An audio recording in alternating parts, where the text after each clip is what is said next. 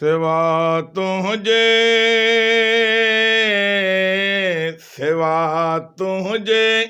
हयाती बार थी राशन किथे आहीं, राशन किथे आहीं।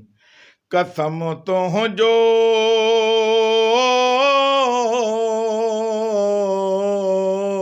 पोयां तुंहिंजे वयासे ख्वार थी राशन किथे आहीं, राशन किथे आहीं। ओ राशन जा कटा ॾस ॾे किथे आहीं। मां त पंजकुलीअ ते वेठो आहियां, बांबेड़ वारे रोड ते।